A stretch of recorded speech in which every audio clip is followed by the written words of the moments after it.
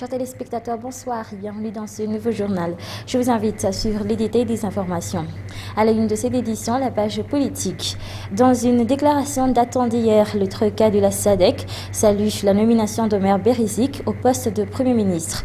Ainsi, cette instance de la SADC félicite le président Andjradouine pour cette nomination et pour son souhait de créer 2 postes de vice-premier ministre pour pouvoir inclure les autres mouvances. Cette déclaration est considérée par les observateurs de la vie nationale comme étant un gifle à la mouvance Ravalman qui a crié haut et fort que la nomination du nouveau Premier ministre n'a pas suivi les textes de la feuille de route. La mouvance Ravalman est de plus en plus isolée. Hier, l'ancien chef d'État en exil en Afrique du Sud a martelé sa désapprobation de la nomination d'Omer Berizik au poste de Premier ministre. Or, hier, dans la fin de l'après-midi, la troïka de la SADC saluait cette nomination. Dans sa déclaration, la troïka de la SADC a félicité le président Andjradouine. Elle a salué également la décision prise par le président de créer 2 postes de vice-premier ministre pour répondre à la nécessité d'inclure une autre mouvance selon les textes de la déclaration.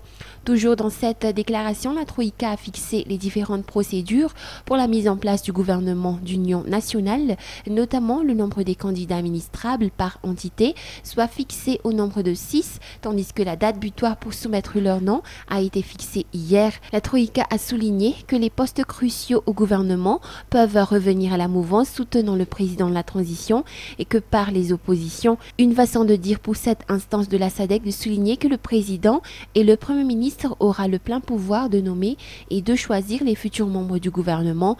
Il n'a été aucunement souligné dans cette déclaration l'organisation d'un autre sommet pour les 4 chefs de file comme le réclame l'ancien président Didier Ratsidak. Donc, selon cette lettre, Madagascar est en bonne voie vers la fin de la crise qui a perduré pendant presque 3 ans maintenant dans la Grande Île.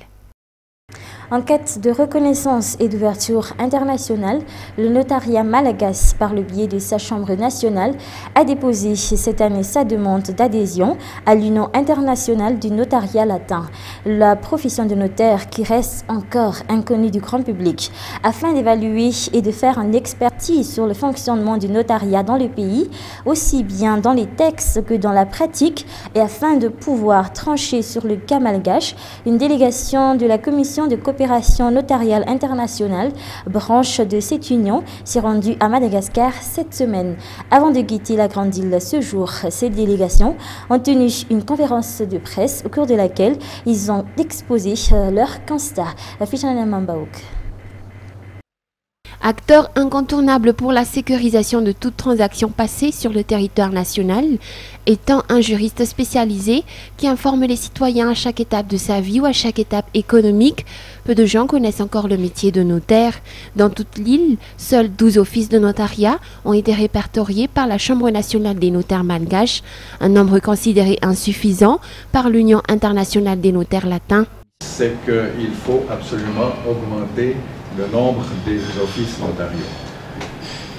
Donc je sais que la Chambre représentée par mon voisin, son président, a un objectif d'augmenter ce nombre d'études à une centaine d'offices notariaux. C'est un point très important.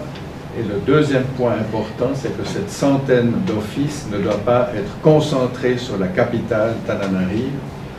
Mais ces offices notariaux doivent se retrouver répartis sur la totalité de votre territoire national.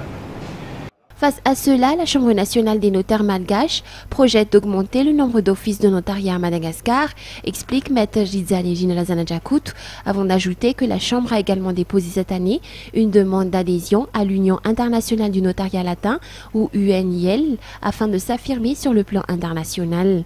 La loi sur le notariat de 2007 est une très bonne loi qui répond à tous les critères fondamentaux de l'Union internationale du notariat.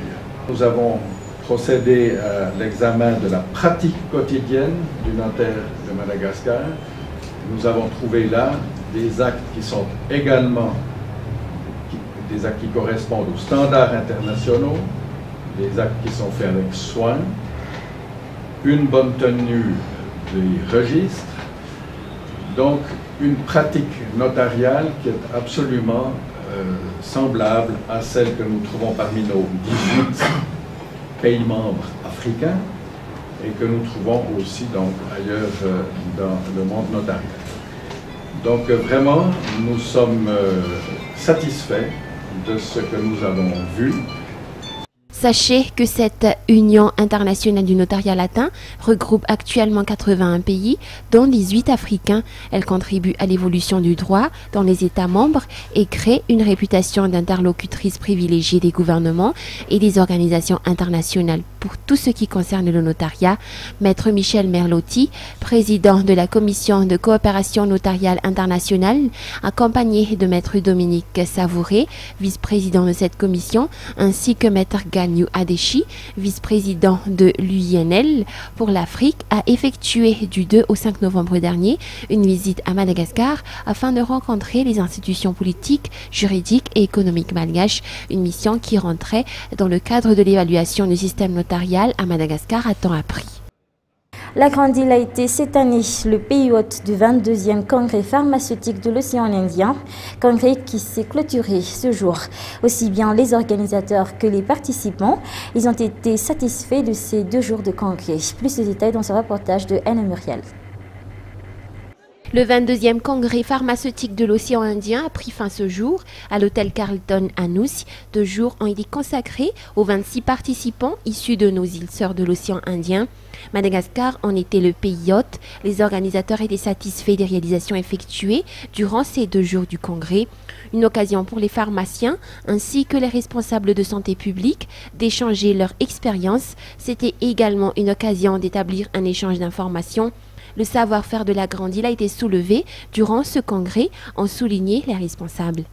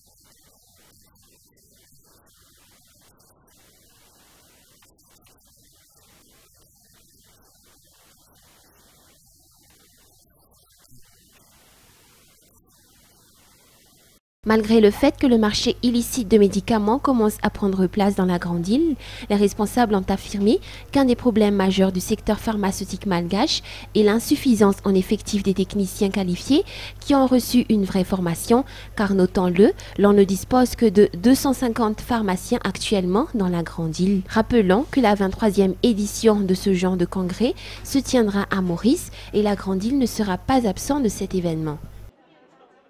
L'Alliance française de Tananarive va organiser ce jour, avec la coopération de 6 librairies de la capitale, la foire aux livres, une foire dédiée à tous ceux qui n'ont pas l'habitude de s'offrir des livres, à part les manuels pédagogiques et ceux à des prix réduits. C'est un reportage de Anna Muriel sur les images d'Yves Chanel. En réalité, ce sont ceux qui ont l'habitude de fréquenter des bibliothèques qui osent acheter des livres, outre que les livres pédagogiques, demandés vers le début de l'année scolaire dans la liste des fournitures. La majorité des clients des librairies de la capitale n'achètent que ces manuels pédagogiques et tirent un trait à cet effet sur l'achat de romans ou encore de livres consacrés au divertissement. C'est justement par rapport à cette situation que les responsables de la médiathèque au sein de l'Alliance française de Tananarive, 6-1 d'Avamab, ont tenu cette foire aux livres ce jour.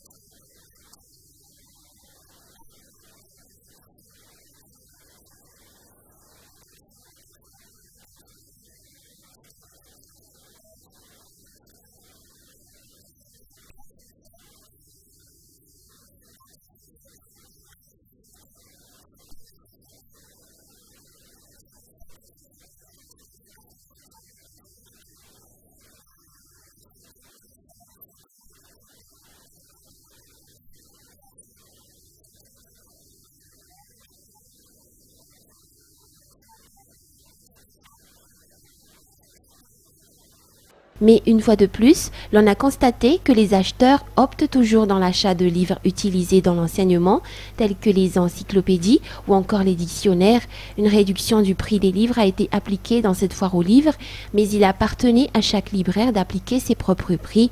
Une braderie des livres a eu lieu par contre chaque année, mais dans ce cas, c'est l'Alliance française de Tananarive qui propose des livres vendus à des prix raisonnables, et cela se fait une fois dans l'année.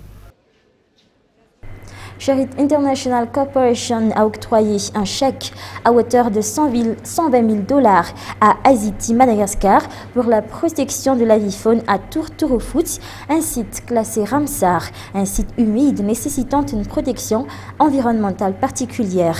Cette réalisation s'inscrit dans les engagements du projet Ambatvi visant à accorder une importance à la protection de l'environnement et de la biodiversité. C'est un reportage de Anna Muriel sur les images de Michel Racoudson. Tourtourou-Foot était le site choisi par Sherit International Corporation et la City Madagascar pour réaliser leur projet de protection de l'environnement axé sur la vie faune dans cet endroit. Un chèque à hauteur de 120 000 $ a été offert par Sherit International Corporation à la City Madagascar afin que cette ONG spécialisée dans la protection des oiseaux rares puisse utiliser ses capacités et son savoir-faire dans la préservation de la vie faune dans ce site choisi. Ce n'est pas par hasard que les responsables ont opté pour ce site. Tourtourou-Foot est considéré comme un site Ramsar, un site classé dans la catégorie des zones humides et renfermant surtout des espèces d'oiseaux rares. Cette somme sera utilisée sur une échelle de 4 ans. En fait, le choix a été fait par Ambatvi Project et Sherit Company parce que le site se trouve juste à côté de leur exploitation et en plus ce site a un statut international qui est le statut Ramsar. Donc le site a été statué comme site Ramsar. Donc c'est pourquoi que le Sherit a pris un engagement pour protéger et suivre le plan d'aménagement de ces sites en tant que site international. Oui, cette somme, c'est une somme qui est destinée à être utilisée pendant 3 ans et surtout pour aider à Ambatvi Project pour honorer cet engagement de conservation du site et les biodiversités qu'on s'y trouve.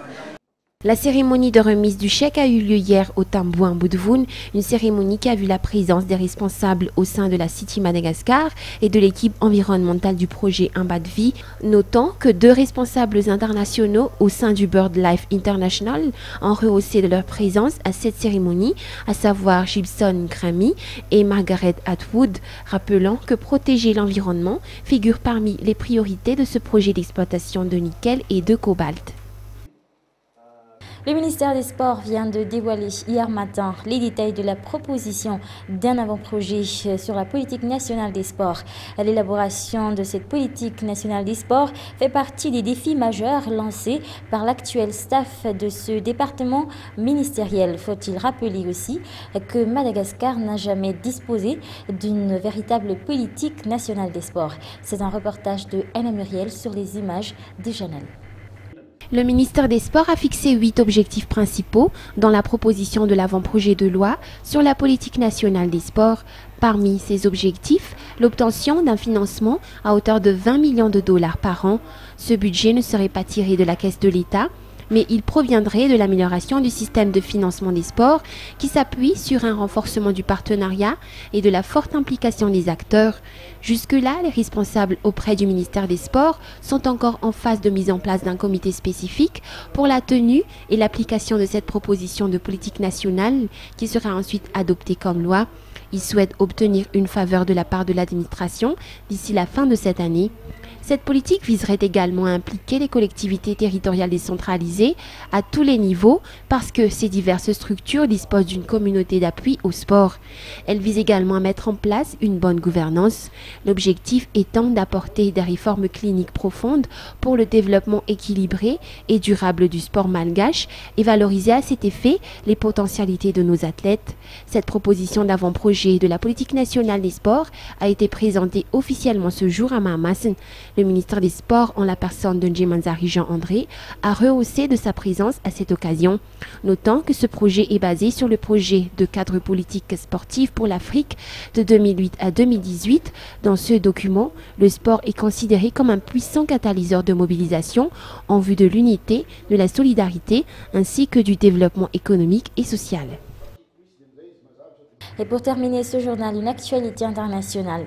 En Chine, finalement, les 45 mineurs bloqués 36 heures dans une mine suite à une explosion sont libérés ce jour.